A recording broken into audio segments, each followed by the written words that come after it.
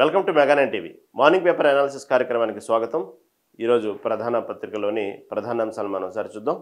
ముందుగా ఈనాడు దినపత్రికను తీసుకుందాం. ఈనాడు దినపత్రికలో 60 సీట్లు మహిళలకే, పునర్విభజనలో 153కు పెరగనున్న స్థానాలు, ఆ మేరకు వచ్చే 51కి 9 కలిపి ఆడబిడ్డలకే కేటాయిస్తాం. ఇది సీఎం రేవంత్ రెడ్డి ఎప్పుడైతే వన విశ్వవిద్యాలయం సంబంధించినటువంటి వ్యవసాయ విశ్వవిద్యాలయ ప్రాంగణంలో మొక్కలు నాటుతూ నాటిన సందర్భంగా చేసినటువంటి వ్యాఖ్యల్లో ఇది ఒకటి. ఎందుకంటే మహిళలకు ప్రాధాన్యత గురించి సీఎం రేవంత్ రెడ్డి గతంలో కూడా ప్రస్తావించడం జరిగింది. ఇప్పుడు ఏదైతే 2029 ఎన్నికల నాటికి ఈ పునర్విభజనతో కొత్తగా అసెంబ్లీ స్థానాలు పెరగబోతున్నాయి దేశవ్యాప్తంగా. కాబట్టి ఆ పెరిగినప్పుడు దాదాపుగా 60% సీట్లు ఏదైతే ఉన్నాయో ఇవన్నీ ఉన్నాయో ఈ పునర్విభజనతో 150కి పెరగనున్నాయి. ఈ స్థానాలు ఏదైతే ఉన్నాయో మహిళలకు వచ్చేటప్పటికి ఈ 9 నుంచి 60 సీట్ల వరకు పెరిగేటువంటి అవకాశం ఉంది మహిళలకు, ఈ 33% రిజర్వేషన్ వల్ల. కాబట్టి మహిళలకు సంబంధించినటువంటి స్థానాలు ఎక్కువగా, అంటే పునర్విభజనతో అసెంబ్లీ సీట్లు పెరుగుతంతో పాటు మహిళలకు ఎక్కువ ప్రాధాన్యత ఉంది. కాబట్టి ఆయా రిజర్వేషన్ ప్రకారం కేటాయించే సీట్లలో మహిళలే నుంచోవాలి. ఏ పార్టీ తరపునైనా సరే మహిళలే నుంచోవాలి, ఇక వేరే వాళ్ళకి ఇవ్వడానికి ఆప్షన్ లేదు. ఏదైతే రిజర్వేషన్గా ఎలా ఉంటాయో ఈ మహిళలకు సంబంధించినటువంటి రిజర్వేషన్ కాబట్టి మహిళలే నుంచోవాలి ఏ పార్టీ. కాబట్టి ఇప్పుడు భవిష్యత్తులో మహిళలు కూడా రాజకీయాల్లోకి వచ్చే అవకాశం ఉంది. మహిళలు కూడా ప్రతి పార్టీలో వాళ్ళ యొక్క నిబద్ధతగా ఎదిగేటువంటి అవకాశం ఉంది. మహిళలు రాజకీయాల్లో రావాలంటే ఒకప్పుడు చాలా ఆలోచించేవారు. కొంతమంది మాత్రమే ఆ రాజకీయాల్లోకి వచ్చేవారు. ఆ కొంతమంది కూడా నిలకడగా ఉండాలంటే, నిలదొక్కోవాలంటే అనేక రకమైనటువంటి సవాళ్ళని సమాజంలో ఎదుర్కోవాలి. ఇటు కుటుంబంతో పాటు ఇటు బయట ఉన్నటువంటి పరిస్థితులను, అంటే అన్ని సమాజంలో ఉన్నటువంటి పరిస్థితుల్ని అన్నిటిని కూడా ఎదుర్కొంటూ, ఇటు కుటుంబ సభ్యుల్ని చూసుకుంటూ, కుటుంబంలో ఉన్నటువంటి వారి లెక్క ఎవరైతే తన జీవిత భాగస్వామి అయ్యారో వారు ఒప్పుకున్నా సరే వాళ్ళ కుటుంబ పరిసరాల్లో, లేకపోతే వాళ్ళ కుటుంబంలో వ్యక్తులు, అత్తమామలు, లేకపోతే వాళ్ళ కుటుంబీకులు ఎవరైనా సరే ఒక రకమైనటువంటి ఒక చులకన భావంతోనో లేకపోతే విమర్శిస్తానో రాజకీయాల్లో రావాలంటే రకరకాలుగా మాట్లాడటం మనం సమాజం చూస్తుంటాం. అది ఒప్పుకోకపోయినప్పుడు కూడా రాజకీయాల్లో రావడం పెద్ద నేరంగానో, లేకపోతే అసలు ఏదో ఒక సమాజాన్ని ఒక గౌరవం లేకుండా తిరిగేటువంటి, ఎలా పడితే అలా మాట్లాడతారు అనేటువంటిది ఒక భావనతో ఉండేవారు. కాబట్టి ఇక్కడ ప్రస్తుత పరిస్థితుల్లో రాజకీయాల్లోకి మహిళలు నిలదొక్కోవాలంటే అనేక సవాళ్ళు ఉంటాయి. కాకపోతే చరిత్రలో చూసుకుంటే మహిళలు రాజకీయంగా ఎదిగారా లేదా అంటే చాలా పై స్థాయి ఎదిగిన వాళ్ళు ఉన్నారు. మన దేశాన్ని పరిపాలించిన ప్రధాని స్థాయిలో మహిళలు కూడా ఉన్నవాళ్ళు ఉన్నారు. ఇందిరాగాంధీతో పోల్చుకున్న ఇంకా అనేక మంది మహిళలు కూడా మన దేశంలో ఇప్పటికీ అనేక రాష్ట్రాల్లో ముఖ్యమంత్రులు కూడా మహిళలు ఉన్నారు. అనేక దేశాలు, ప్రపంచ దేశాలు అనేక చోట్ల మహిళలు కూడా ఉన్నారు.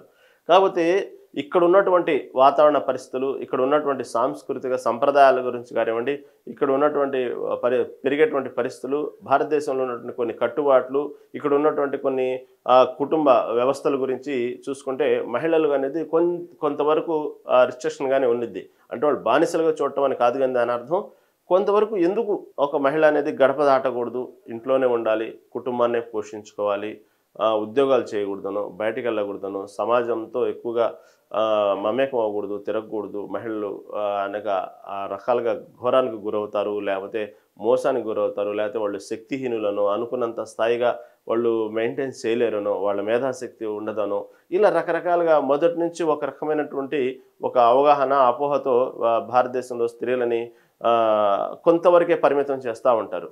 మరి బానిసగా చూడరు, కానీ వాళ్ళు ప్రేమగా చూసుకుంటారు, కానీ కొంతవరకు ఇంట్లోనే ఉండటానికి ఎక్కువగా ఇష్టపడుతూ ఉంటారు, కొంతవరకు హద్దుల్లో ఉండటానికి ఆడవారిని ఇష్టపడుతూ ఉంటారు. కాకపోతే తర్వాత చూసుకుంటే అనేక రంగాల్లో ఇవాళ కేవలం ఇప్పుడు మన ప్రస్తుతం రాజకీయం గురించి మాట్లాడుకుంటున్నాం, కానీ అనేక రంగాల్లో మహిళలు సాధించిన విజయాలు ఎన్నో ఉన్నాయి మన భారతదేశంలో.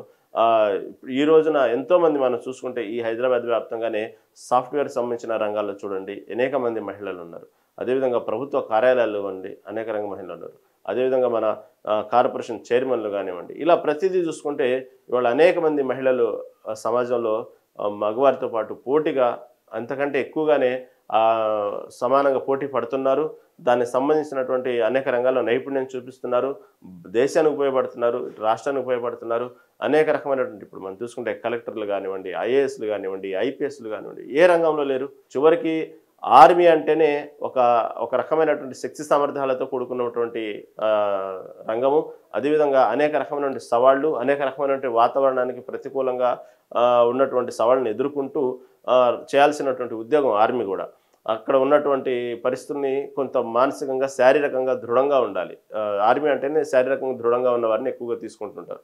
అలాంటి రంగాల్లో కూడా మహిళలు ఈరోజు ఆర్మీలో కూడా మహిళలు వాళ్ళ యొక్క నైపుణ్యం, వాళ్ళ యొక్క శక్తి సామర్థ్యాలు చూస్తుంటే చాలా ఆశ్చర్యం వేస్తూ ఉన్నది. చూస్తున్నాం, దాని ప్రతిఫలాలు పొందుతున్నాం భారతదేశం. దానికి సంబంధించి గర్వంగా ఫీల్ అవుతున్నాం. నిన్నటికి నిన్న ఆపరేషన్ సింధూర్ విషయంలో మనం చూసాం. భారతదేశ స్త్రీలు ఏ విధంగా పోరాడారు, వాళ్ళ ముఖ్య పాత్ర ఏంది ఆపరేషన్ సింధూర్ పట్ల ఎంతోమంది దేశవ్యాప్తంగా అందరూ అభినందించాము. ప్రపంచవ్యాప్తంగా అందరూ ఒక రకమైనటువంటి చూసి ఓకే, ఇది భారతదేశం అంటే ఒకప్పుడు భారతదేశం కాదు. ఇప్పుడు భారతదేశం అంటే ఇటు క్షిపణులు, ఇటు ఆయుధాలతో పాటు మహిళలు కూడా ఒక ఆయుధాలుగా తయారయ్యారు. అక్కడ వాళ్ళ శక్తి సామర్థ్యాలు ఇది. ఒక మహిళలు ధీటుగా యుద్ధం చేశారంటే, ఆపరేషన్ ఎలా సక్సెస్ చేశారంటే అనేది ప్రపంచవ్యాప్తంగా చూసింది. ఇటు భారతదేశం కూడా గర్వంగా ఉప్పొంగింది భారతదేశంలో స్త్రీల పట్ల. ఇలా అనేక రంగాల్లో తీసుకుంటే స్త్రీలు అదేవిధంగా వాళ్ళ బరువు బాధ్యతలు కూడా చాలా ఉంటాయి. ఎందుకంటే కేవలం వాళ్ళు చూడండి, మగవారు లేచిన కాడి నుంచి ఒక ఉద్యోగం చేయాలంటే వాళ్ళకు వాళ్ళు ఇండివిజువల్గా వాళ్ళు ఏదో కావాల్సినటువంటి రెడీ అయిపోయి ఏదో ఉన్నదో తినేసి ఉద్యోగానికి వెళ్తూ ఉంటారు. కానీ మహిళలు వాళ్ళు మనకంటే ముందే లేచి మనతో పాటు మన పిల్లల్ని అందరినీ కావాల్సినటువంటి కార్యక్రమాలు చూసుకొని వాళ్ళకి కావాల్సినటువంటి ఏదైతే ఉన్నాయో అవన్నీ మనకు వడ్డించి మనకు పట్టించుకొని అవన్నీ అయిన తర్వాత మళ్ళీ యథావిధిగా తన ఉద్యోగానికి పోవటం మనం చూస్తూ ఉంటాం. కాబట్టి వాళ్ళ కష్టాన్ని వాళ్ళ యొక్క బాధ్యతని కష్టాన్ని మనం ఎంత మాట్లాడినా తక్కువే. మనం వారి గురించి చెప్పడానికి మాటలు కూడా చాలా తక్కువే. ఎందుకంటే అంతటి బాధ్యతగా ప్రతిరోజు మనల్ని ఒక్కోసారి మన కన్న తల్లిలాగా, ఒక్కోసారి మనకు భార్యలాగా, ఒక్కోసారి చెల్లిలాగా ప్రతి విషయంలో మనకు ఏదో ఒక మనకు లేనిది మన జీవితం గడవదు. ప్రతి విషయంలో తోడుగా ఉండాల్సిందే. దీనికి తోడు అనేక రంగాల్లో నైపుణ్యం సాధిస్తూ వాళ్ళ వృత్తిలో ఏదైతే ఉన్నారో దాంట్లో కూడా అభివృద్ధి సాధిస్తూ వాళ్ళ రంగాలను చూసుకుంటూ ఎంతో విధంగా ఉంటారు. కాబట్టి ఇలాంటి మహిళల పట్ల ఈ ప్రస్తుత పరిస్థితుల్లో మాత్రం గతంతో పోల్చుకుంటే ఇప్పుడున్నటువంటి పరిస్థితుల్లో మహిళల పట్ల ఒక నిర్లక్ష్యము, లేకపోతే చేయలేరులే, వీళ్ళ వల్ల కాదులే, వీళ్ళతో ఏముందిలే, చెప్పాల్సిన అవసరం ఏముందిలే అనేటువంటి ధోరణి చాలా మారిపోయిందని చెప్పుకోవాలి. దానికి తోడు ఎన్నో ఏళ్ల నుంచి మహిళలకు రిజర్వేషన్ పోరాడుతూ ఉన్నారు. మొన్న ఆమోదం పొందింది పార్లమెంట్లో. 33% మహిళలకు సంబంధించిన రిజర్వేషన్ ఆమోదం పొందింది. కాబట్టి మహిళల రిజర్వేషన్ ఆమోదం పొందిన తర్వాత భవిష్యత్తులో రాజకీయంగా అనేక మంది మహిళలు రాబోతూ ఉన్నారు.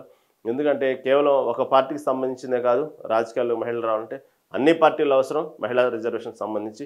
కాబట్టి ప్రతి పార్టీలో వాళ్ళు ఎదుగుతూ వాళ్ళ యొక్క పనితీరు, వాళ్ళు సమాజానికి ఉపయోగపడే విధానం, వాళ్ళ కమిట్మెంట్ కూడా మనం భవిష్యత్తులో చూడబోతున్నాం.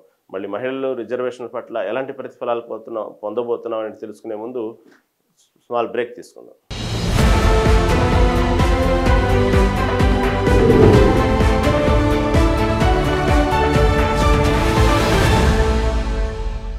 Welcome back. ఈ విధంగా మహిళా రిజర్వేషన్ సంబంధించి ఇప్పుడు దేశవ్యాప్తంగా ఒక హర్షించదగ్గ సమయం. ఎందుకంటే మహిళలు రిజర్వేషన్లు పొందాలనేటువంటి ఎన్నో ఏళ్ల నుంచి అదొక ప్రతిసారి ఎన్నికలు వచ్చినప్పుడల్లా ఇలా వాగ్దానాలు చేస్తూ ఉంటారు రాజకీయ పార్టీలు. మహిళా రిజర్వేషన్లు ప్రకటిస్తాం కానివ్వండి, మేము వస్తే మహిళలు రిజర్వేషన్ ఇస్తామని కానివ్వండి, ఇలా ప్రకటిస్తూనే ఉంటారు. కానీ ఇలా ప్రతిసారి జరిగేది కాదు. ఈసారి మాత్రం మహిళా రిజర్వేషన్ బిల్లు ఆమోదం పొందడం అనేది దేశవ్యాప్తంగా మహిళలు చాలా గర్వించదగ్గ, సంతోషించదగ్గ విషయం. ఇక నుంచి అనేక రంగాల్లో ఒక రాజకీయ రంగాల్లోనే 33% రిజర్వేషన్ వచ్చింది. అనేక రంగాల్లో రిజర్వేషన్ వచ్చింది. కాబట్టి ప్రతి విభాగంలో మహిళలు ఇప్పుడు ఎందుకంటే మహిళలు కేవలం ఎంత చదువుకున్నప్పటికీ కూడా తర్వాత వాళ్ళ మామూలుగానే వాళ్ళ వైవాహిక జీవితం, వివాహం అయిన తర్వాత వాళ్ళు ఉద్యోగాలు చేయాలనేది ఇక దాదాపుగా భర్త మీద ఆధారపడో, లేకపోతే అతను చేయమంటే చేయటమో, లేకపోతే వద్దంటే మానేయటమో, లేదా అత్తమామల ఫోర్స్ వల్ల ఇలా రకరకాలుగా వాళ్ళ చదువుని మాత్రం కేవలం వంటింటిగా పరిమితం అవుతూ వృధాగా వాళ్ళు చదువుని కూడా కేవలం ఇంట్లో ఏదో పిల్లలకి చివరికి హోంవర్క్ చేయించుకోవడానికి ఉపయోగపడుతుంది అంత చదివిన చదువు కూడా. కాబట్టి ఇక నుంచి ఈ రిజర్వేషన్ వల్ల దాదాపుగా మహిళలకు ఎక్కువగా పోస్టింగ్లు ఉంటాయి కాబట్టి ఉద్యోగాల్లో ఎక్కువ స్థానాల అవకాశం భర్తీ చేసే అవకాశం ఉంది. కాబట్టి ఎవరైనా పోటీ పడ్డప్పుడు ఆటోమేటిక్గా మహిళల యొక్క చదువు కూడా వృధా కాకుండా ఉండటానికి ఆస్కారం ఉంది. ఎందుకంటే ఎందుకంటే సహజంగా మనం ఒక లాజికల్గా ఆలోచించినా ఒక ఆఫీస్లో దాదాపుగా ఒక 100 మంది లేదా సుమారుగా 100 మంది సంబంధించినటువంటి ఉద్యోగస్తులు ఉంటే దాంట్లో పురుషులు ఎక్కువగా ఉంటే మహిళలు 5గురో 6గురో మహా అయితే 10 మంది ఉంటారు 100లో. అందుకే ఇళ్లలో పంపించాలన్నా కూడా మహిళలు కూడా ధైర్యంగా అక్కడ ఉద్యోగం చేయాలన్నా కూడా వాళ్ళు ఉన్నటువంటి కొన్ని ఏదైతే అక్కడ ఉన్నటువంటి పరిస్థితిని గురి కాకుండా అక్కడ ఉన్నటువంటి మానసిక హింసలు కానివ్వండి, కొన్ని పరిస్థితుల వల్ల కానివ్వండి, కొన్ని పురుషుల నుంచి ఎదుర్కొంటుంటారు కొన్ని సమస్యలు ఉద్యోగం చేసే సమయాల్లో. అలాంటి కొన్ని చూసి కూడా ఇళ్లలో కొంతమంది ఉద్యోగాన్ని పంపడానికి వెనక ముందాడుతుంటారు. కాబట్టి ఇలాంటి అవకాశం వచ్చినప్పుడు ఎక్కువగా మహిళలు ఉద్యోగాలు చేస్తూ ఉంటే, ప్రతి ఆఫీసులో ప్రతి రంగాల్లో కనుక ఉద్యోగం చేస్తూ ఉంటే వాళ్ళలో కూడా మహిళలు తోడుగా పంపించడానికి కొంచెం ఇంకా భయపడకుండా ఫ్రీగా పంపించడానికి ఆస్కారం ఉండేటువంటి అవకాశం. ఆ విధంగా కూడా కొంతవరకు ఉద్యోగాన్ని పంపించడానికి ఇష్టపడతారు. అవి మనం చూస్తూ ఉంటాం. భవిష్యత్తులో చాలా దగ్గరలో మహిళలు ప్రతి రంగంలో ఉద్యోగం చేసేటువంటి అవకాశం రాబోతుంది. మహిళలకు ఇంకా ఎంకరేజ్మెంట్గా ఇంకా చదివించేటువంటి ఆడపిల్లలను కూడా చదివించే అవకాశం ఉంది. దీనికి ఇంటర్లింక్గా ఆడపిల్లలు పుట్టడమే భారంగా భావించేటువంటి కొంతమంది ఈ రోజుల్లో ఇప్పటికీ ఉన్నారు. అది అవునన్నా కాదన్నా అది నిజం. కాబట్టి అలాంటి వారు కూడా ఆడపిల్లల పట్ల ఓకే ఆ మైండ్ సెట్ని కొంచెం మార్చుకునేటువంటి పరిస్థితులు భవిష్యత్తులో రాబోతున్నాయి. ఆడపిల్ల ఏంది, మగపిల్ల ఏంది, ఎవరైనా సమానమే అనేటువంటి పరిస్థితులు ఈ రిజర్వేషన్ ద్వారా ఇప్పటికి వేసినటువంటి ఈ విత్తనం భవిష్యత్తులో మంచి ఫలాలు మనం పొందబోతున్నాం. మంచి రోజులు చూడబోతున్నాము. కాబట్టి ఆడపిల్లలకు సంబంధించిన వారు తల్లిదండ్రులు కానివ్వండి, సమాజంలో ఆడపిల్లల అనేటువంటి ఒక భావంతో చూస్తూ ఉంటారు. కాబట్టి అలాంటి తల్లిదండ్రులు కూడా ఈరోజు సగర్వంగా మా పిల్లలు ఆ జాబ్ చేస్తున్నారు, మా పిల్లలు ఫలానా రంగంలో ఉన్నారు, మా పిల్లలు ప్రభుత్వంలో ఈ విధానం ఉన్నారు, ఈ పోస్టులో ఉన్నారు, ఈ ఉన్నత స్థానంలో ఉన్నారు అనేటువంటి గర్వం పడేటువంటి రోజులు చాలా తొందరలో రాబోతున్నాయి. ఇప్పుడు ఉన్నాయి ఆ రోజులు.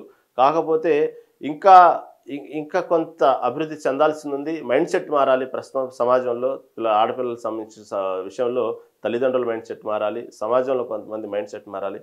ఆ చులకన భావం పోవాలి.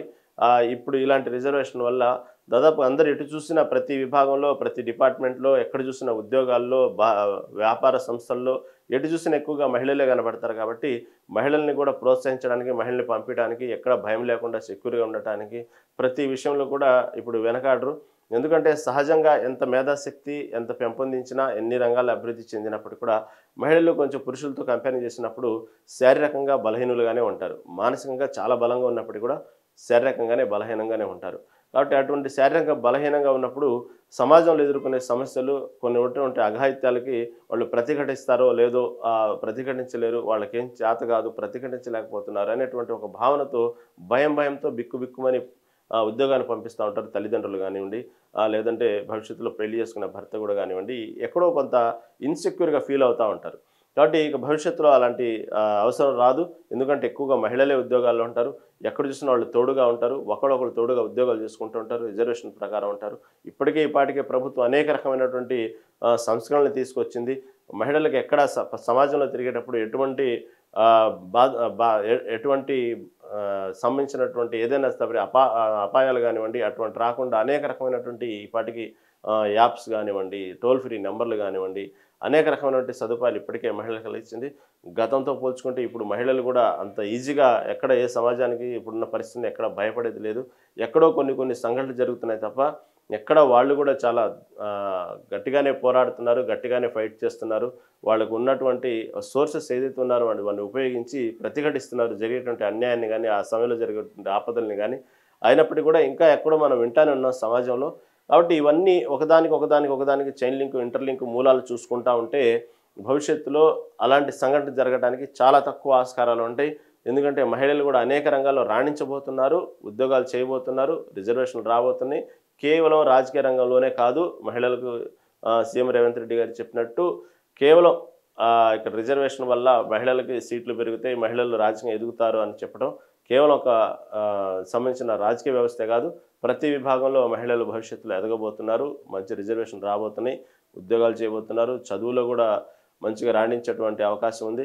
ఇప్పటికీ అనేక రంగాల్లో మహిళలు మన దేశానికి ఎంతో సేవ చేస్తున్నారు, అనేక రంగాల్లో అభివృద్ధి చూపిస్తున్నారు. వాళ్ళ యొక్క పనితీరు, వాళ్ళ యొక్క నైపుణ్యాన్ని మనం ప్రతిఫలాలు పొందుతూ ఉన్నాం. కాబట్టి ఇక నుంచి భవిష్యత్తులో ఇటు రాజకీయంగా, ఇటు అనేక రంగాల్లో, సామాజిక సేవలో ప్రతి విషయంలో మహిళలు ఎదిగేటువంటి తీరును మనం భవిష్యత్తులో చూడబోతున్నాం. వచ్చే శాసనసభ ఎన్నికల్లో మహిళలకు 60% సీట్లు ఇస్తామని సీఎం రేవంత్ రెడ్డి ప్రకటించారు. నియోజకవర్గాల పునర్విభజన శాసనసభలో సీట్ల సంఖ్య 153 పెరుగుతుందన్నారు. మహిళలకు 33% రిజర్వేషన్ అమల్లోకి రాబోతున్నాయని, దాని ద్వారా 51 సీట్లు లభిస్తాయని పేర్కొన్నారు. వాటికి అదనంగా మరో 9 నుంచి 60 సీట్లు కేటాయించే బాధ్యత తందన్నారు. మామూలుగా అయితే 33 రిజర్వేషన్స్ ప్రకారం మహిళలకు ఇప్పుడు ఉన్నటువంటి పరిస్థితుల్లో 153 సీట్లు పెరిగితే తెలంగాణలో వాళ్ళకి రావాల్సింది 51 సీట్లు వస్తాయి. కానీ సీఎం రేవంత్ రెడ్డి ఇంకొక 9 సీట్లు అదనంగా పెంచి 60 సీట్లు మహిళలకు ఇచ్చే బాధ్యత నేను తీసుకుంటాను అనేటువంటి విషయాన్ని రేవంత్ రెడ్డి మహిళలకు గౌరవిస్తూ, ఇంకా నేను రిజర్వేషన్ ఇచ్చిన దానికంటే కూడా అదనంగా కూడా జనరల్గా ఏదైతే రిజర్వేషన్ కాకుండా జనరల్గా ఏదైతే ఉంటాయో పురుషులకు ఇచ్చేటువంటి సీట్లు ఏదైతే ఉంటాయో అవి కూడా ఇంకో 9 యాడ్ చేసి నేను 60 సీట్లు ఇస్తాను, 53కి ఇంకా 60 సీట్లు ఇచ్చే బాధ్యత నాది అనేటువంటి విషయాన్ని సీఎం రేవంత్ రెడ్డి చెప్పారు. అదేవిధంగా నిన్న పాల్గొన్నటువంటి ఏదైతే వ్యవసాయ విశ్వవిద్యాలయం మొక్క నాటి వస్తున్న ముఖ్యమంత్రి ఈ విషయంలో కూడా నిన్న మాట్లాడుతూ మొక్కలు నాటండి, మొక్కలు సమాజానికి ఎంతో అవసరం, ప్రకృతి కాపాడాలంటే మొక్కలే, కాబట్టి మొక్కల్ని నాటడం అనేది ముందు తల్లులు బాధ్యతగా తీసుకోండి. ఎందుకంటే ఆడపిల్లలు, ఆడవాళ్ళు, స్త్రీలు పిల్లల పట్ల ఎంత బాధ్యతగా ఎంత ఇదిగా ప్రేమగా పెంచుకుంటారో అది కేవలం ఆడవాళ్ళకే తెలుసు. ఆ పెంచేటువంటి విధానం, ఆ ప్రేమగా చూసుకునే విధానం, వాళ్ళకి ఎప్పుడు ఎలా చూసుకోవాలి, ఆరోగ్యంగా ఉండటానికి ఎలా చూసుకోవాలి, ప్రేమగా ఎలా చూసుకోవాలి, వాతావరణాన్ని బట్టి ఈ సమయంలో ఇది తినిపించాలి, తినిపించకూడదు, ఈ పరిస్థితుల్లో ఈ వాతావరణంలో కనుక ఇది తినిపిస్తే పిల్లలకి జలుబు చేస్తుంది, దగ్గు చేస్తుంది, లేకపోతే ఈ ఎండాకాలంలో ఇలా ఉండాలి, ఇలా ప్రతిదీ కూడా పిల్లల యొక్క సంరక్షణ బాధ్యత తల్లులు ఏ విధంగా తీసుకుంటారో మనకు తెలుసు. కాబట్టి అలాంటి తల్లులు మొక్కలు నాటితే దాన్ని పిల్లల్ని ఎంత బాధ్యతగా చూసుకుంటారో మొక్కల్ని కూడా అంతే బాధ్యతగా చూసుకుంటారు.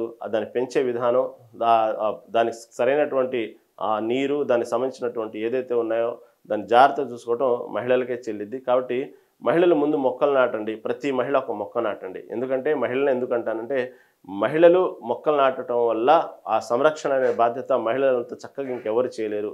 ఇది తెలుసుకునే ముందు స్మాల్ బ్రేక్ తీసుకుందాం.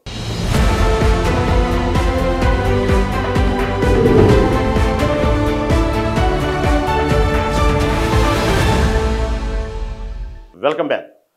ఈ విధంగా సీఎం రేవంత్ రెడ్డి నిన్న చేసినటువంటి వ్యాఖ్యల్లో ఏదైతే ఉందో మహిళలు మొక్కలు నాటాలి అనేటువంటి ప్రాధాన్యత ఎందుకు తీసుకున్నారంటే ప్రధానంగా మహిళలే పిల్లల్ని ఏ విధంగా అయితే సంరక్షిస్తారో వాళ్ళు ప్రతి మహిళ మొక్క నాటడం వల్ల అంతే బాధ్యతగా మొక్కలను కూడా సంరక్షిస్తారో అనేటువంటి విషయాన్ని సీఎం రేవంత్ రెడ్డి వివరించడం జరిగింది నిన్న. ఎందుకంటే పిల్లల్ని ఏ విధంగా అయితే బాధ్యతగా చూసుకుంటారో ప్రతి వాతావరణ అనుకూల పరిస్థితిని బట్టి ఇది కూడా మొక్కలు కూడా ప్రకృతికి సంబంధించి కాబట్టి వాతావరణానికి అనుకూలంగా ఎప్పుడు ఏ విధంగా మొక్కల్ని కాపాడుకోవాలి ప్రతి మహిళకు తెలుసు. కాబట్టి ముందు మహిళలు మొక్కలు నాటండి, ప్రతి మహిళ ఒక్కో మొక్క నాటండి, దాన్ని సంరక్షించే బాధ్యత తీసుకోండి. మీతో పాటు మీ పిల్లలను కూడా ఆ సంరక్షించిన బాధ్యత ఎలాగో నేర్పండి, ఆ చెట్లను ఏ విధంగా సంరక్షించాలనే విషయాన్ని. కాబట్టి మహిళలు మాత్రం ఈ మొక్కలు నాటే విషయంలో శ్రద్ధ తీసుకోండి అన్నటువంటి విషయాన్ని సీఎం రేవంత్ రెడ్డి ఎందుకంటే గత కేసీఆర్ ప్రభుత్వం ఆడబిడ్డల్ని పట్టించుకోలేదు. గత ప్రభుత్వంలో 5 ఏళ్ల వరకు మంత్రివర్గంలో మహిళలు లేరు. ఇందిరమ్మ ఇళ్ళు, ఇళ్ల పట్టాలు, రేషన్ కార్డులు, అసెంట్ భూములు, పోడు భూములు ఈ విధంగా పట్టాలు ఇచ్చిన ఘనత ఇందిరాగాంధీకే దక్కింది. రాజీవ్ గాంధీ తెచ్చిన మహిళా రిజర్వేషన్ బిల్లు వల్లనే స్థానిక సంస్థల మహిళల అవకాశాలు అందిపుచ్చుకున్నారు. మేయర్లు, డిప్యూటీ మేయర్లు, జడ్పీ మేయర్లు అయ్యారంటూ సీఎం రేవంత్ రెడ్డి ప్రతిపాదించింది. ఎందుకంటే గతంలో 10 ఏళ్లు పరిపాలించినటువంటి కేసీఆర్ ఎప్పుడు కూడా మహిళల విషయంలో ఎప్పుడేం పట్టించుకోలేదు. వాళ్ళకు కావాల్సినటువంటి ప్రత్యేక పథకాలు కానివ్వండి, మహిళల పట్ల బాధ్యతగా ఇవ్వాల్సినటువంటి ఏదైతే అసెంబ్లీ స్థానాల్లో ఇచ్చేటువంటి బాధ్యతలో కానివ్వండి, ఎక్కడో మహిళల గురించి మాత్రం ఎందుకు సరైనటువంటి 10 ఏళ్లలో సరైన స్థానం దొరకలేదు. కేవలం తన బిడ్డ ఎమ్మెల్సీ, ప్రస్తుత ఎమ్మెల్సీ కవితకు మాత్రం ఇంట్లో ఉన్నటువంటి ఇంట్లో ఉద్యోగులుగా తయారు చేసుకున్నారు. కానీ తెలంగాణ తెచ్చుకున్న తర్వాత ఏదైతే నీళ్లు, నిధులు, నియామకాలు ఏదైతే దీని మీద ఏర్పడ్డ తెలంగాణలో ఎక్కడ నిధుల విషయంలో కానివ్వండి, నియామకాల విషయంలో కానివ్వండి, ఇప్పుడు ప్రస్తుతం వింటున్నటువంటి నీళ్ల విషయంలో కూడా ప్రతి విషయంలో తెలంగాణకు మాత్రం 10 సంవత్సరాల నుండి పూర్తిగా మరణ శాసనం రాశారు. కానీ కేసీఆర్ ఏ విధంగా ఎప్పుడు కూడా మహిళలు ఎదగాలనేటువంటి ధోరణిలో ఎప్పుడు తన రాజకీయ ప్రస్థానంలో ఎక్కడా లేదు ప్రస్థానంలో. కాబట్టి మహిళలకు కేవలం ఏదైనా ఇచ్చిందంటే, మహిళలకు సముచిత స్థానం ఇచ్చిందంటే అది కాంగ్రెస్ పార్టీనే. గతంలో రాజీవ్ గాంధీ కూడా ఇదే విధంగా మహిళలకు సరైనటువంటి స్థానాలు ఇచ్చారు. మహిళల్ని ఏ విధంగా ప్రోత్సహించింది కాంగ్రెస్ పార్టీ. ఎందుకంటే ఒక మహిళగా భారతదేశానికి ప్రధానిగా చేసింది కూడా ఇందిరాగాంధీ. తర్వాత సోనియా గాంధీ చూసుకున్నప్పుడు కూడా భారతదేశం రాజకీయాల్లో ఆమెదొక చరిత్ర, ఆమెదొక పేజీ ప్రస్తుతానికి. ఇలా చూసుకుంటే కేవలం ఒక కాంగ్రెస్ పార్టీ మాత్రమే మహిళలకు ఎక్కువగా అవకాశం ఇస్తూ ఉన్నది. మంత్రిత్వ శాఖలో కూడా గతంలో ఉన్నటువంటి వైఎస్ రాజశేఖర రెడ్డి కానివ్వండి కాంగ్రెస్ పార్టీలో ఉమ్మడి ఆంధ్రప్రదేశ్గా ఉన్నప్పుడు, ఇప్పుడు ఉన్నటువంటి సీఎం రేవంత్ రెడ్డి కానివ్వండి, ఎవరైనా మహిళలకు మాత్రం సరైనటువంటి స్థానం, సరైనటువంటి మంత్రిత్వ శాఖ ఏదైతే గొప్పగా ఏదో నామినేటెడ్గా ఏదో ఒక మంత్రిత్వ శాఖ పడేయకుండా ఏదైతే ఒక పవర్ఫుల్ మంచిగా ప్రజలకు ఉపయోగపడేటువంటి ప్రజలకు సేవ చేసుకునేటువంటి మంత్రిత్వ శాఖలో సీఎం రేవంత్ రెడ్డి వాళ్లకు మంత్రిత్వ శాఖ ఇవ్వడంలో ఆయనే ఏదైతే ఉన్నాయో అవన్నీ కూడా నేను గతంలో ఉన్నటువంటి కాంగ్రెస్ పార్టీ సాంప్రదాయంగానే కొనసాగిస్తూ మహిళలకు రిజర్వేషన్ ఇవ్వడం మొదటి నుంచి మా కాంగ్రెస్ పార్టీలో ఉంది. రాజీవ్ గాంధీ హయాం నుంచి కూడా మేము ఇలా చేసుకుంటూ వస్తున్నాము. అందుకే నా యొక్క మంత్రిత్వ శాఖలు కూడా మహిళలకు సముచిత స్థానం ఇచ్చాను నేను అంటూ కూడా సీఎం రేవంత్ రెడ్డి చెప్పడం జరిగింది. భవిష్యత్తులో ప్రతి విషయంలో కూడా నేను మహిళలకు మాత్రం ఎక్కువ ప్రాధాన్యత ఇస్తాను. రిజర్వేషన్ ప్రకారం వచ్చేటువంటి ఏదైతే 53% 33% ఉన్న సీట్లు 53 కేటాయించారు. కాబట్టి నేను ఇంకా 9 అదనం కలిపి నేను అవసరమైతే 60 సీట్ల వరకు పెంచుతాను అన్నటువంటి విషయాన్ని కూడా రేవంత్ రెడ్డి చెప్పడం జరిగింది. ఈ విధంగా మహిళల పట్ల ఉన్నటువంటి దీన్ని కేటాయిస్తూ రేపు జరగబోయేటువంటి ఏదైతే స్థానిక సంస్థల ఎన్నికల్లో కూడా కేవలం అనేక సార్లు వాయిదా పడ్డటువంటి తెలంగాణలో జరిగేటువంటి స్థానిక సంస్థల ఎన్నికల విషయంలో కూడా ప్రస్తావిస్తూ స్థానిక సంస్థల ఎన్నికలు త్వరలో రాబోతున్నాయి, మీరు చూస్తారు. మేము బీసీ రిజర్వేషన్ మీద కట్టుబడి ఉన్నాము. బీసీ రిజర్వేషన్ అయిన తర్వాతనే డిక్లేర్ అయిన తర్వాతనే మేము ఎన్నికల్లో వెళ్తాము. ఆ రిజర్వేషన్ ప్రకారమే నేను మాట ఇచ్చినట్టుగానే ఎన్నికల్లో బీసీలకు ఆ రిజర్వేషన్ కల్పించిన తర్వాతే మేము స్థానిక సంస్థలకు ఎన్నికలు వెళ్తాము. కాబట్టి బీసీలకు సముచిత స్థానం ఏదైనా ఇచ్చిందంటే అది కేవలం కాంగ్రెస్ పార్టీనే. కాబట్టి మేము ఆ మాట మీద కట్టుబడి ఉన్నాం. ఇన్నాళ్ళు మేము ప్రభుత్వం ద్వారా ప్రతిపక్షం ద్వారా కానివ్వండి, ఇటు కోర్టుల ద్వారా కానివ్వండి, ఈ చీవాట్లు పడుతున్న దానికి కారణం మేము ఎన్నికల్లో వాగ్దానాలు ఇచ్చిన మాటలో బీసీలకు రిజర్వేషన్ ఇవ్వాలి. ఆ రిజర్వేషన్ కోసమే ఇన్నాళ్ళు మేము దాన్ని ఎన్ని ప్రతిపక్షాలు ఎన్ని విమర్శలు చేసినా మొన్న హైకోర్టు ముట్టిగాలేసినప్పటికీ కూడా మేము కేవలం ఇప్పటికీ మొన్న కేసీ వేణుగోపాల్ని కూడా అదే రిక్వెస్ట్ చేయడం జరిగింది. పొంగులేటి శ్రీనివాసరెడ్డి కానివ్వండి, కొంతమంది మంత్రులు బీసీ రిజర్వేషన్ మీద రాజ్యసభలో పోరాడండి. బీసీ రిజర్వేషన్ చెప్పి మేము అధికారంలోకి వచ్చాం. బీసీ రిజర్వేషన్తోనే మేము స్థానిక సంస్థలకు ఎన్నికలు వెళ్తామనేటువంటి విషయాన్ని ప్రస్తావించాం. కాబట్టి స్థానిక సంస్థల ఎన్నికల్లో 33% రిజర్వేషను ఇది ఏదైతే ఉన్నాయో మహిళలకు కూడా అవకాశాన్ని కలిగించే విధంగా మేము చూస్తాము. రేపు జరిగేటువంటి స్థానిక సంస్థల ఎన్నికల కాడి నుంచే మహిళలకు నేను ప్రాధాన్యత ఇవ్వడం జరుగుతుంది అనేటువంటి విషయాన్ని రేవంత్ రెడ్డి చెప్పడం జరిగింది. ఎందుకంటే ఈ బీసీ రిజర్వేషన్ వల్లే అనేది ఇటు ఒకవేళ కేంద్రం నుంచి ఆ ప్రకటన రాకపోయినప్పటికీ కూడా ఈ రిజర్వేషన్ ఉన్నటువంటి ఏదైతే సర్వే జరిగిందో దాని ప్రాతిపదికనే ఈ రిజర్వేషన్తోనే స్థానిక సంస్థలు ఎలా అన్నట్టు సీఎం రేవంత్ రెడ్డి ప్రభుత్వం కూడా చూస్తూ ఉంది. అయితే దానికి సంబంధించినటువంటి న్యాయపరమైన చిక్కులు ఎలా ఉంటాయి ఏందని సలహాలు తీసుకుంటా ఉన్నారు. దానికి తోడు ఇదే విషయంలో స్థానిక సంస్థల ఎన్నికల్లో ఇటు బీసీ రిజర్వేషన్తో పాటు మహిళలు కూడా సముచిత స్థానం, వాళ్ళకు కూడా అవకాశం ఎక్కువగా స్థానిక సంస్థల ఎన్నికల్లో అవకాశం కల్పిస్తానన్న విషయాన్ని కూడా సీఎం రేవంత్ రెడ్డి చెప్పడం జరిగింది. ఈ విషయాన్ని కూడా ప్రస్తావిస్తూ రేవంత్ రెడ్డి ఏదైతే వ్యవసాయ విశ్వవిద్యాలయ ప్రాంగణంలో మొక్క నాటిపోస్తున్న ముఖ్యమంత్రి ఆ సందర్భంగా మాట్లాడిన మాటని ఈనాడు దినపత్రిక హైలైట్ చేసింది. తర్వాత సినీ స్టూడియో ఏర్పాటుకు అవకాశం కల్పించండి, సీఎంకు బాలీవుడ్ నటుడు అజయ్ దేవగన్ వినతి, క్రీడాభివృద్ధికి తెలంగాణలో కలిసి పనిచేసేందుకు కపిల్ దేవ్ ఆసక్తి. అయితే సినీ స్టూడియో ఏర్పాటుకు అవకాశం కల్పించండి అంటూ బాలీవుడ్ హీరో అజయ్ దేవగన్ కోరటం జరిగింది రేవంత్ రెడ్డిగా. అదేవిధంగా ఏదైతే తెలంగాణకు సంబంధించినటువంటి స్పోర్ట్స్ సంబంధించినటువంటి బ్రాండ్ అంబాసిడర్ కానివ్వండి, తెలంగాణ స్పోర్ట్స్కి చేసేటువంటి సేవలకు కానివ్వండి, నేను వస్తాను అనే విషయాన్ని కపిల్ దేవ్ చెప్పడం జరిగింది. ఆ విషయాన్ని కూడా ప్రస్తావిస్తూ ఈనాడు దినపత్రిక హైలైట్ చేసింది. తర్వాత ఏదైతే క్రీడాభివృద్ధికి 100 కోట్లు ఇవ్వండి, 2026 ఖేలో ఇండియాలో పోటీలను, ఒలింపిక్స్లో 2 ఆటలను తెలంగాణలో నిర్వహించండి, కేంద్ర మంత్రి మాండవ్యకు సీఎం రేవంత్ రెడ్డి వినతి, నేడు 3 మంత్రులతో భేటీ. కాబట్టి 2026లో జరిగిన ఖేలో ఇండియా పోటీలను, ఒలింపిక్స్లో 2 ఆటలను తెలంగాణలో నిర్వహించండి. కాబట్టి క్రీడాభివృద్ధిగా ప్రోత్సహించండి తెలంగాణని. దాదాపుగా 100 కోట్లు ఇవ్వండి. ఏదైతే ఖేలో రత్న 2026లో జరిగిన పోటీలకు, ఒలింపిక్స్లో 2 ఆటలను కూడా తెలంగాణలో నిర్వహించేలాగా చేయండి అనేటువంటి విషయాన్ని. ఎందుకంటే రేపు భవిష్యత్తులో ఒలింపిక్స్లో అనేక కొత్త ఆటలు కూడా జోడించబోతున్నారు. దాంట్లో క్రికెట్ కూడా రాబోతుంది. కాబట్టి భవిష్యత్తులో జరిగేటువంటి ఖేలో రత్న కానివ్వండి, ఈ ఒలింపిక్స్లో కానివ్వండి జరిగేటువంటి ఆటను కూడా తెలంగాణలో ఏర్పాటయ్యేలాగా చూడండి అంటూ కేంద్ర మంత్రిని సీఎం రేవంత్ రెడ్డి కోరటం జరిగింది. దానికి సంబంధించి 100 కోట్లు ఇవ్వండి క్రీడాభివృద్ధికి అంటూ వినతి కూడా ఇవ్వడం జరిగింది.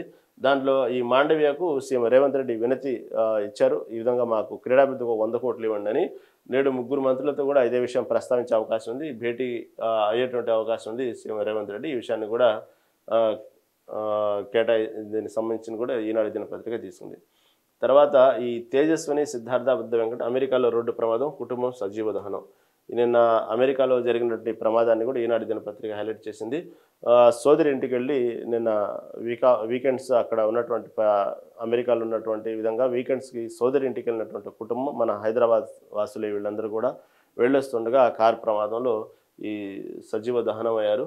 ఈ ప్రమాదంలో ఆ విషయాన్ని కూడా ఈనాడు దినపత్రిక హైలైట్ చేసింది. తర్వాత బ్రిక్స్ సదస్సులో మోదీ ప్రసంగాన్ని హైలైట్ చేస్తూ ఈనాడు దినపత్రిక హైలైట్ చేసింది. ఖనిజాలను ఆయుధాలుగా మారనివద్దు, క్రిటికల్ మినరల్స్ సరఫరా గొలుసులకు ఏర్పాటు చేసుకుందాం, బ్రిక్స్ సదస్సులో మోదీ పిలుపు, ధనిక దేశాలు పర్యావరణ పరిరక్షణకు మరిన్ని నిధులు ఇవ్వాలని వినతి, బ్రిక్స్కు పునర్విరచించేందుకు వచ్చే ఏడాది కృషి చేస్తామని వెల్లడి. అత్యాధునిక సాంకేతిక తయారీలో కీలకమైన ఖనిజాలను ఏ దేశము స్వార్థ ప్రయోజనాల కోసం వాడుకోకూడదు అనేటువంటి విషయాన్ని ప్రస్తావిస్తూ ఏదైతే వాటిని ఇతరులపై ఆయుధాలుగా ఉపయోగించుకునే పరిస్థితి రాకుండా, ఏదైతే మనకు ఉన్నటువంటి ప్రతి దేశంలో ఉన్నటువంటి వనరులు కానివ్వండి, ఖనిజాలు కానివ్వండి, అవన్నీ మన దేశానికి అది సంపదే, అది వాస్తవంగా మంచి సంపదే. అలాంటి ఖనిజాలు వనరులు తీసుకుంటే భారతదేశంతో సరిసమాన ఏ దేశం రాదు. ఇక్కడ కావాల్సిన వనరులు, ఇక్కడ ఉన్నటువంటి ఖనిజాలు, ఇక్కడ ఉన్న వాతావరణం ఏ దేశంలో లేదు. కాబట్టి మనకు అది చాలా అదృష్టం భారతదేశంగా. ఆ విషయాన్ని ప్రస్తావిస్తూనే ఏ దేశంలో ఉన్నప్పటికీ కూడా ఖనిజాలు వనరుల్ని కూడా అది వాళ్ళ వనరులుగానే వాళ్ళ దేశ సంపదగానే వాడుకోవాలి, కానీ దాన్ని ఆయుధాలుగా మలిచి మాత్రం ఆ ఉద్దేశంతో యుద్ధాలు చేయాలి, దాన్ని ఆయుధాలుగా మలుచుకోవాలి, లేదా శాంతి భద్రతలు భంగం కాటించాలి, లేదా వేరే దేశం యుద్ధం చేయాలి అనేటువంటి మైండ్ సెట్ని మార్చుకోవాలి అనేటువంటి విషయాన్ని ప్రధానమంత్రి మోదీ నిన్న బ్రిక్స్ సదస్సులో చెప్పడం జరిగింది. బ్రెజిల్లో రియోడి జరిగిన నగరంలో బ్రిక్స్ శిఖరాగ్ర సదస్సు సందర్భంగా బహుళ పక్షవాదం, ఆర్థిక వ్యవహారాలు, కృత్రిమ మేధపై బ్రిక్స్ ఏర్పాటు చేస్తున్న సమావేశంలో మోదీ ప్రసంగించారు. ఎక్కువగా ఆయన ప్రసంగం అంతా దీని మీదే సాగింది. బహుళ పక్షవాదం, ఆర్థిక వ్యవహారాలు, కృత్రిమ మేధపై బ్రిక్స్ ఏర్పాటు చేసిన సమావేశంలో దీని మీద ఎక్కువగా ఆయన మాట్లాడడం జరిగింది. ఎందుకంటే ఇప్పటి వరకు స్వాతంత్రం వచ్చిన తర్వాత మన ప్రధానిలో ఏ ప్రధాని ఇన్ని దేశాలు తిరగటం చూడలేదు, చరిత్రలో లేదు. దాదాపుగా ప్రపంచంలో ఉన్న దేశాల్లో దాదాపుగా ఒక 70% కవర్ చేశారని అనుకోవాలి. ఇంకా 2029 వరకు దాదాపుగా మామూలు అన్ని దేశాలు రీచ్ అవుతారేమో, ఇంకా ఏదో 1-2 మిగులుతాయేమో. అన్ని దేశాలు తిరిగినటువంటి ప్రధాని ఎవరు లేరు.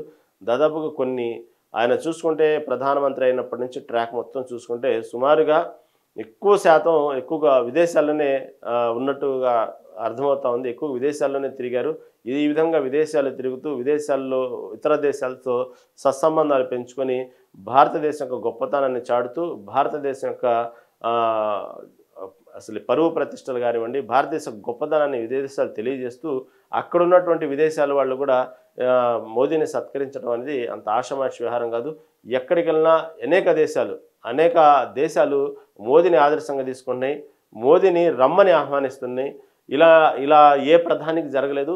ఇన్ని దేశాలు తిరగడం అనేది ఏ ప్రధాని చరిత్రలో ఇంతవరకు మనం చూడలేదు. అది కేవలం ఒక నరేంద్ర మోదీకే అది సాధ్యము. ఇతర ఎన్నో దేశాలతో ఆ దేశాలకు సంబంధించినటువంటి గొప్పగా వచ్చేటువంటి అవార్డులు సత్కారం కానివ్వండి, అతిథి సత్కారాలు కానివ్వండి, ఆ దేశాలతో ఉన్నటువంటి అనేక సంబంధాల విషయాల్లో కానివ్వండి, దేశాలతో ఉన్నటువంటి ఏదైతే వాళ్ళకు వెళ్ళి ఆ దేశాల్లో సలహాలు ఇవ్వటం కానివ్వండి, కేవలం ప్రధానమంత్రి నరేంద్ర మోదీకే చెల్లింది ఈ విధంగా విదేశీ పర్యటనలు అనేవి. తెలుసుకునే ముందు ఒక స్మాల్ బ్రేక్ తీసుకుందాం.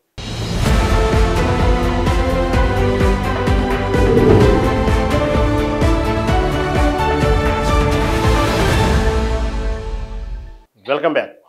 ఈ విధంగా భారతదేశ వ్యాప్తంగా అనేక ప్రధానమంత్రులు పరిపాలించారు మన దేశంలో. కాకపోతే ఏ ప్రధాని కూడా ఈ విధంగా ఇన్ని దేశాలు పర్యటించడం, ఇంత గొప్పగా మన భారతదేశ సంస్కృతి సాంప్రదాయాలను వేరే దేశాలు పరిచయం చేయడం, వేరే దేశస్తులు మన దేశానికి రావటం, ఏదైతే అతను గుజరాత్గా ముఖ్యమంత్రిగా ఉన్నప్పుడు ఏదైతే దేశం అతనికి వీసాని రద్దు చేసి ఆ దేశానికి రాకూడదు అనేటువంటి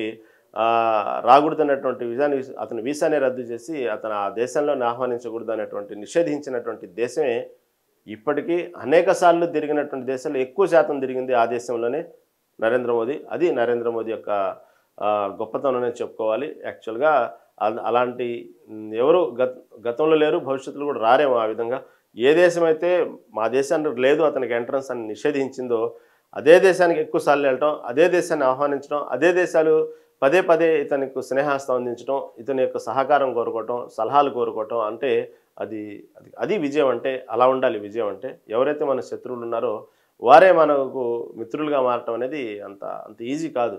అదేవిధంగా అనేక దేశాలు ఒక్కొక్క దేశానికి 5 సార్లు 4 సార్లు తిరగటం, ఏదైతే కొన్ని ఇస్లామిక్ దేశాలైతే నరేంద్ర మోదీని వాళ్ళ దేశ యొక్క పురస్కారాలతో గౌరవించడం, సత్కరించడం, అది అంత ఈజీ కాదు. అది సపోజ్ మనం భారతదేశంలో నరేంద్ర మోదీ ఇక్కడ అధికారంలో ఉన్నారు కాబట్టి మీరు అనుకోవచ్చు ఇక్కడ ఉన్నటువంటి కొన్ని అడ్మినిస్ట్రేషన్ మెయింటైన్ చేస్తారు, లేకపోతే వ్యవస్థను మెయింటైన్ చేస్తారు, లేకపోతే అవార్డు రావడం గొప్పతనం కాదు, లేకపోతే ఏదైనా వ్యవస్థను మెయింటైన్ చేస్తారు అనుకోవచ్చు. అది అది అవ్వచ్చు అవ్వకపోవచ్చు, వాస్తవంగా అలాంటి పవర్ ఉండిద్ది వాస్తవంగా చెప్పుకోవాలంటే. కానీ ఎక్కడో ప్రపంచ దేశాల్లో ఆయన యొక్క వ్యవస్థను మెయింటైన్ చేయాలంటే ఆయన చేతుల్లో ఉండదు.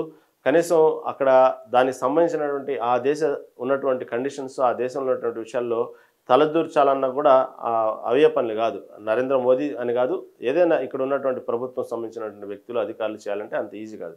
కానీ ఆ దేశం వాళ్ళు కూడా ఆ విధంగా మీరు అనుకున్నట్టు వ్యవస్థను మెయింటైన్ చేయడం కుదరదు కాబట్టి అక్కడ ఉన్నటువంటి దేశాలు కూడా ప్రధానమంత్రి నరేంద్ర మోదీని పిలిచి సత్కరించి అనేక రకమైనటువంటి వాళ్ళ గౌరవమైన పురస్కారాలతో నరేంద్ర మోదీని సత్కరిస్తున్నారంటే అది అది ఆయనకే సొంతం అది.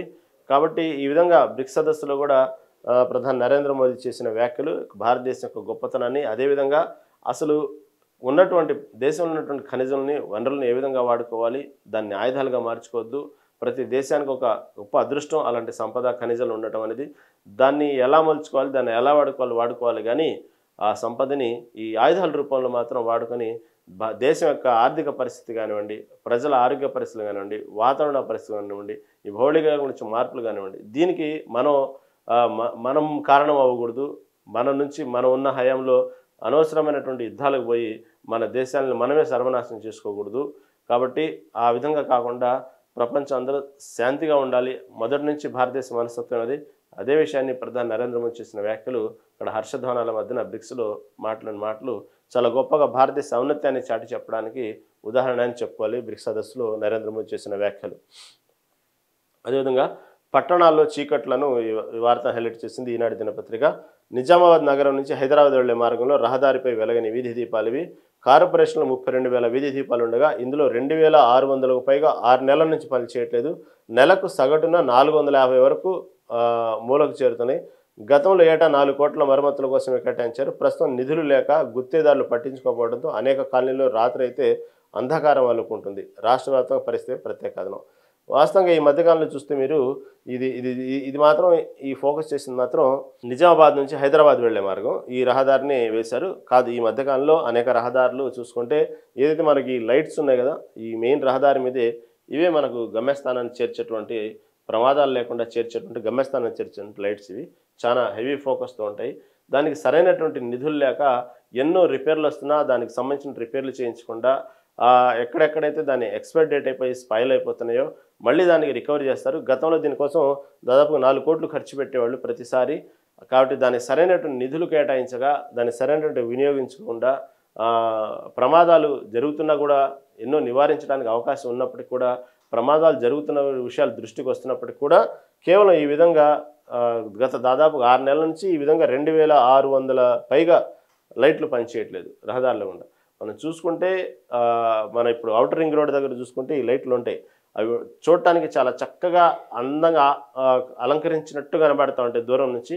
కానీ ఆ రోడ్డు మార్గం చూస్తే ప్రతి చిన్న కింద పిన్నిస్ పడ్డ కూడా అంత వెలుతురులో కనబడేటువంటి హెవీ లైట్ ఫోకస్ అవి ఉండటం వల్లే దాదాపుగా ప్రయాణాలు చాలా సౌకర్యవంతంగా సులభతరంగా జరుగుతున్నాయి. ఎక్కడ ప్రమాదాలు జరగకుండా ప్రయాణాలు మాత్రం చాలా సులభంగా ఉన్నాయి.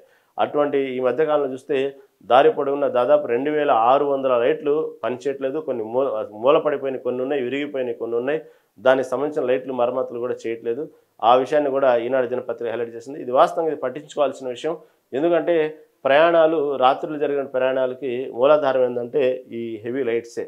ఇవే పనిచేయనప్పుడు అనేక రకమైనటువంటి ప్రమాదాలు గురవ్వటానికి అవకాశం ఉంది. లేదా ఎటువంటి ప్రమాదాలు జరిగినా ఏదైనా క్రైమ్ జరిగినా అక్కడ ఉన్నటువంటి సీసీ కెమెరాలు రికార్డ్ చేసి దానికి సరైనటువంటి న్యాయం చేయాలన్నా, బాధితులకు న్యాయం చేయాలన్నా, క్రైమ్ ఎలా జరిగింది తెలుసుకోవాలన్నా ఆ లైట్ల వెలుతురులోనే అవి రికార్డ్ అవుతాయి. అవి కూడా దీనివల్ల కూడా కొంతవరకు ప్రమాదాలు జరిగినటువంటి తీరుని కూడా పసిగట్టేటువంటి విషయంలో పోలీసులకు కూడా ఇది ఒక రకంగా ఆటంకమే అనుకోవాలి. కాబట్టి ఏమైనప్పుడు ఈ పరిస్థితిపై కొంచెం ఈనాడు దినపత్రిక మళ్ళీ ఇది హైలైట్ చేసింది. దీని గురించి ప్రభుత్వం పట్టించుకునేది లేదో చూడాలి. దాదాపుగా ఆ సమస్యను అధిగమిస్తే ప్రయాణాలు చాలా సులభతరంగా ఉంటాయి. తర్వాత సాక్షి దినపత్రికను తీసుకుందాం. సాక్షి దినపత్రికలో మళ్ళీ షాక్ ఈ వార్తను హైలైట్ చేసింది. మళ్ళీ షాక్. రాష్ట్ర ప్రజలపై 3,629.87 కోట్ల విద్యుత్ ఛార్జీల పిడుగు. ఏపీఆర్సీకి ప్రతిపాదనలు పంపిన విద్యుత్ పంపిణీ సంస్థలు కూటమి అధికారంలో వచ్చిన తొలి ఏడాదిలో కాలానికి సర్దుబాటు ఇప్పటికే 15,485 కోట్లకు పైగా భారాన్ని మోపిన చంద్రబాబు సర్కార్ అధికారంలోకి వస్తే విద్యుత్ ఛార్జీలు పెంచం ఇంకా తగ్గిస్తామన్న బాబు మాట తప్పి ఏకంగా 19,115.23 కోట్ల విద్యుత్ ఛార్జీల బాధుడు. సూపర్ 6 అమలు చేయలేక సంపద సృష్టించిన అడ్డదారుల వసూళ్లు. ఇది సాక్షి దినపత్రికలో హైలైట్ చేసినటువంటి వార్త. ఏదైతే చంద్రబాబు నాయుడు అధికారంలో రాకముందు చేసిన వాగ్దానాల్లో ప్రధానంగా విద్యుత్ కూడా అప్పట్లో మాజీ సీఎం జగన్ పరిపాలనలో ఈ విద్యుత్ సంబంధించి అనేక రకమైనటువంటి బాధలు పడ్డారు. అప్పుడు ప్రజలు ఈ విద్యుత్ ఛార్జీలు ఎప్పటికప్పుడు పెంచడం, ఒక్కోసారి మనం వినియోగించిన దానికంటే కూడా అధికంగా ఛార్జీలు దానికి సంబంధించినటువంటి కరెంట్ బిల్లులు రావడం వల్ల అనేక మంది ఇబ్బందులు పడ్డారు ప్రజలు. అప్పుడు మనం ఎన్నో సోషల్ మీడియాలో కూడా చూస్తూ ఉంటాము. చిన్న చిన్న గుడిసెలు కూడా లక్షల్లో కరెంట్ బిల్లు రావడాన్ని చూసాము. అలాగే కొన్ని ప్రతిసారి దాదాపుగా 5-6 సార్లు విద్యుత్ ఛార్జీలు పెంచడం, దానివల్ల సంబంధించి మనం వినియోగించిన దానికంటే కూడా అధికంగా బిల్లు వచ్చిందని నోళ్ళు ఎల్లబెట్టడం, ఇవన్నీ మనం గతంలో చూసాం వైసీపీ ప్రభుత్వంలో. ఆ సమయంలో చంద్రబాబు ఎన్నికల క్యాంపెయిన్లో కానివ్వండి అనేక సందర్భాల్లో కూటమి ప్రభుత్వం అధికారంలోకి వస్తే ఈ విద్యుత్ ఛార్జీల గురించి ఒక నిర్ణయానికి వస్తాము, ఈ విద్యుత్ ఛార్జీలు బాగా తగ్గిస్తాము, ఇది చాలా అన్యాయం, జగన్ ప్రభుత్వంలో ఈ విధంగా ప్రతిసారి విద్యుత్ ఛార్జీల రేట్లు పెంచడం అనేది ఆయన అనుభవరాహిత్యం కనబడతా ఉంది. ఈ విధంగా ఎక్కువ పెట్టి కొన్నారు విద్యుత్ని అనేటువంటి విషయాలు అనేక రకంగా ఏదైతే ఈ సంబంధించినటువంటి విద్యుత్ సంబంధించినటువంటి అనేక విషయాల్లో ఎండగడుతూ తిరగడం జరిగింది అప్పుడు ఎలక్షన్ క్యాంపెయిన్లో చంద్రబాబు. కానీ అధికారంలోకి వచ్చిన తర్వాత చంద్రబాబు ఇప్పటికే దానికి సంబంధించినటువంటి ఏదైతే విద్యుత్ సంబంధించినటువంటి వినియోగం సంబంధించినటువంటి ఏదైతే ఛార్జీలు తగ్గించకపోగా అదనంగా 1,000 కోట్లు బాధటం జరుగుతూ ఉంది. ఏపీ వ్యాప్తం కూడా ఇప్పుడు ఒక సంచలనం ఎక్కువగా వార్తల్లో ప్రజల్లో తిరుగుతూ ఉంది. ఇంట్లో ఏదన్నా ఫ్రిడ్జ్ కానీ ఏసీ కానీ అలాంటివి ఉంటే దానికి మళ్ళీ దానికి అదనంగా ఛార్జీలు వసూలు చేయడం ఈ మధ్యకాలంలో చూస్తున్నాం. కాబట్టి ఈ అదనంగా ఈ విధంగా బాధుడు తగ్గించకపోగా ఇంకా అదనంగా బాధుంది కూటమి ప్రభుత్వం వచ్చిన తర్వాత. ఇప్పటి వరకు ఇచ్చినట్టు పథకాలు ఏది సరైనటువంటి పథకాలు అమలు కావట్లేదు. అమలు కాకపోగా ఈ విధంగా అనవసరమైనటువంటి సర్ఛార్జీల రూపంలో బాధుడు బాగుతూ ఉన్నారు. ఇళ్లలో మాత్రం ఫ్రిడ్జ్లు టీవీలు ఉంటే దానికి ఇంకొక అదనంగా వసూలు చేస్తూ ఉన్నారు. ఇది కేవలం రాష్ట్రాన్ని ప్రభుత్వాన్ని నడిపించడానికి ఉన్నటువంటి విషయాన్ని నడిపించలేకే ఈ విధంగా ఆర్థికంగా ప్రజల మీద బాదుతూ ఉన్నారు. కాబట్టి కూటమి అధికారంలో వచ్చిన తొలి ఏడాది కాలానికి సర్దుబాటు ఇప్పటికే 15,485 కోట్ల పైగా భారాన్ని మోపిన చంద్రబాబు సర్కారు ఈ విధంగా అధికారంలోకి వస్తే విద్యుత్ ఛార్జీలు పెంచి ఇంకా తగ్గిస్తాను బాబు మాట తప్పి ఏకంగా 19,115 కోట్ల ఛార్జీ బాధుడు. ఇవన్నీ ఎందుకంటే ఈ వచ్చినట్టు సూపర్ 6 ఏదైతే ఉన్నాయో అవన్నీ అమలు చేయాలంటే ఏదో ఒక రూపంలో డబ్బులు కావాలి. ఇక్కడ ఉన్నటువంటి ఆ రాష్ట్ర ఆర్థిక పరిస్థితి మాత్రం చెప్పేది కాదు, అంత అధ్వానంగా ఉంది. కాబట్టి సూపర్ 6 అమలు చేయాలంటే ఏం చేయాలంటే మన దగ్గరే వసూలు చేసి మన దగ్గరే ఉన్నటువంటి ఏదో ఒక రూపంలో, ఇప్పుడు చూస్తే సర్ఛార్జ్ రూపంలో తీసుకుంటున్నారు, ఇంకోటి తీసుకుంటే ట్యాక్స్ రూపంలో, ఇంకోటి తీసుకుంటే మద్యం రూపంలో, ఇలా రకరకాలుగా ప్రభుత్వం సంబంధించినటువంటి ఏదైతే సూపర్ 6 పథకాలు అమలు చేయడం కోసం ఈ విధంగానే ప్రజల్ని బాదుతూ మళ్ళీ అవే డబ్బులను రొటేషన్ చేస్తూ మళ్ళీ పథకాల రూపంలో ప్రజలకు ఇస్తున్నారు అనేటువంటి విషయాన్ని వైసీపీ ప్రభుత్వం చెప్పిన విషయాన్ని సాక్షి దినపత్రిక హైలైట్ చేసింది. ఇది ఈ విషయాన్ని చేసింది. నమ్మించి గొంతుకోయేటువంటి ఇదేనేమో, మేము అధికారంలోకి వస్తే విద్యుత్ ఛార్జీలు పెంచాం ఇంకా తగ్గిస్తూ ఉంటే ఎన్నికల ముందు ప్రతి సభలో అరిచి మరీ చెప్పారు చంద్రబాబు. కానీ అధికారం రాగానే ఆ హామీని గాలికి వదిలేశారు. ఛార్జీలు పెంచమని నేను ఎప్పుడు చెప్పానంటూ నిస్సగ్గుగా మాట మార్చేశారు. అదేవిధంగా ఎవరు చంద్రబాబు ఇప్పటికే ఏడాదిలో ఏకంగా 15,485 కోట్ల పైగా విద్యుత్ ఛార్జీల భారాన్ని రాష్ట్ర ప్రజలపై మోపారు. అయినా ఆయన శాంతించడం లేదు. రెండో ఏడాదిలో అడుగు పెడుతూనే మరోసారి జనంపై నెత్తిన ఛార్జీలు పిడుగు వేస్తున్నారు. ఈసారి మరింత భారీ వసూలు అనుమతి కోరుతూ విద్యుత్ పంపిణీ సంస్థలకు ఆంధ్రప్రదేశ్ విద్యుత్ నియంత్రణ మండలి సోమవారం ప్రతిపాదన పంపింది. ఇప్పుడు ఏదైతే యూనిట్కి ఎంత అని ఉండేది, రూపాయో ₹2 అని, దాన్ని కాకుండా మళ్ళీ ఇప్పటికే అదనంగా ఉంది, మళ్ళీ ఇంకోసారి అదనంగా రేట్ పెంచడం కోసం ప్రతిపాదించడానికి అనుమతి కోసం పంపింది ఏపీ రాష్ట్ర సర్కారు. కాబట్టి భవిష్యత్తులో ఆంధ్రప్రదేశ్లో ఇళ్లకు సంబంధించినటువంటి ఏదైతే విద్యుత్ వినియోగం ఉందో, ఇళ్ళకనే కాదు కమర్షియల్గా ఏదైనా సరే విద్యుత్ వినియోగం సంబంధించి అధికంగా వసూళ్లు రాబట్టేటువంటి రోజులు దగ్గరలో ఉన్నాయనేటువంటి విషయాన్ని సాక్షి దినపత్రిక తీసుకుంది. ఇప్పటికే ప్రజలు ఉన్నటువంటి విద్యుత్ వినియోగం సంబంధించినటువంటి కరెంటు బిల్లులు చూస్తుంటేనే ఇప్పటికే చాలా ఇబ్బందులు పడుతున్నారు. వినియోగించిన దానికంటే ఎక్కువ వస్తుందని ఇబ్బంది పడుతున్నారు. మళ్ళీ అనుమతి పొందిన దాన్ని బట్టి చూస్తే భవిష్యత్తులో ఈ కరెంటు వినియోగం సంబంధించినటువంటి కరెంటు బిల్లులు ఏ విధంగా ఉంటాయో మనం ఊహించుకోవచ్చు. దీన్ని ఈయన సాక్షి దినపత్రిక హైలైట్ చేసింది. తెలుగు నేలంతా నీ అడుగు జాడలే అంటూ రాజశేఖర రెడ్డి జయంతి, అంటే ఈరోజు రాజశేఖర రెడ్డి 76వ జయంతి. ఈ సందర్భంగా సాక్షి దినపత్రిక హైలైట్ చేసింది. రాజశేఖర్ అంటేనే ఆరోగ్యశ్రీ, 108, 104, ఫీజు రియంబర్స్మెంటు, ఇలా అనేక పథకాలు, ఇందిరమ్మ ఇళ్ళు, అనేక పథకాలు మనకు గుర్తొస్తాయి. ఎందుకంటే రాజశేఖర్ రెడ్డి ముందు ఉన్నటువంటి పరిస్థితులు వేరు, రాజకీయంగా రాజశేఖర రెడ్డి తర్వాత ఉన్నటువంటి పరిస్థితులు వేరు. కాబట్టి రాజశేఖర రెడ్డి ప్రభుత్వంలోకి వచ్చిన తర్వాత అనేక మార్పులు. గతంలో ఇంజనీరింగ్ చేయాలన్నా కూడా కొన్ని సామాజిక సంబంధించి కొన్ని వర్గాలు కూడా ఇంజనీరింగ్ చేయాలంటే ఎంతోమంది ఇంటర్మీడియట్ తర్వాత ఇంజనీరింగ్ చేయాలన్నటువంటి ఆశల్లో ఉన్నటువంటి విద్యార్థులకి ఎక్కడ అది తలకు మించిన భారంగానో, అది అందని ద్రాక్ష పండులాగానో ఉండేటువంటి రోజుల్లో రాజశేఖర రెడ్డి ముఖ్యమంత్రి అయిన తర్వాత ఈ ఫీజు రియంబర్స్మెంట్ అనేటువంటి ప్రకటించిన తర్వాత ఎంతోమంది ఇంజనీర్లుగా తయారయ్యారు మన రాష్ట్ర వ్యాప్తంగా. చూసుకుంటే గతంలో ఒక ఇంజనీరింగ్ చేయాలంటే లక్షలతో కూడుకున్నది. కానీ రాజశేఖర రెడ్డి ముఖ్యమంత్రి అయిన తర్వాత ఇంజనీరింగ్ చేయాలనేటువంటి విద్యార్థుల సంఖ్య గణనీయంగా పెరిగింది. ఇంజనీరింగ్ కాలేజీలు పెరిగినాయి. ఫీజు రియంబర్స్మెంట్తో ఎంతోమంది విద్యార్థులు రాజకీయంగా ఇటు ఇంజనీరింగ్ విభాగంలో ఎంతోమంది విద్యార్థులు బయటకు వచ్చారు. ఇవాళ రోజున సాఫ్ట్వేర్ రంగంలో కానివ్వండి, మన దేశంతో పాటు ఇతర దేశాల్లో కూడా సాఫ్ట్వేర్ రంగంలో ఉద్యోగులు చేస్తున్నారంటే విద్యార్థులు, అది కేవలం రాజశేఖర్ వల్లనే, అప్పట్లో ఉన్నట్టు ఫీజు రియంబర్స్మెంట్ అనే విద్యార్థులు చదువుకున్నారు. ఆ క్రెడిట్ మాత్రం రాజశేఖర్కి చెందిద్ది అనే విషయాన్ని ఈరోజు కూడా మనం, అది నిజంగా అవునన్నా కాదన్నా, మనస్సాక్షి ఒప్పుకున్నా ప్రతిపక్షాలు కానివ్వండి ఎవరైనా సరే ఒప్పుకోవాల్సిందే. అప్పట్లో ఉన్నటువంటి ఆరోగ్యశ్రీ సేవలు కానివ్వండి, 108 కానివ్వండి, 104 కానివ్వండి, ఇవన్నీ కూడా కేవలం అది రాజశేఖర్ పెట్టినటువంటి పథకాలే. ఆ పేరు చెప్పగానే రాజశేఖర్ ఆటోమేటిక్గా అందరికీ గుర్తొస్తారు.